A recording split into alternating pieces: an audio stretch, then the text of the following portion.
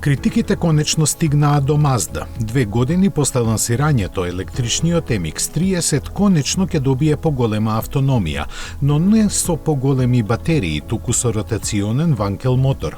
Ваквата солуција јапонците ја имаат најавено од порано, но практично никогаш не дадоа некои детали за временската рамка кога би била имплементирана. Сега е веќе познато дека кросоверот со вграден мотор со внатрешно согорување кој ќе произведува струја за електромоторите ќе дебитира на салонот на автомобилите во Брисел во јануари 2023 година. Согласно намената, моторот ќе работи на фиксен број вртежи, со што ќе се оптимизира неговото делување. Со тоа ќе се подобрат најголемите недостатоци на ротационите мотори, трајноста и издувните гасови.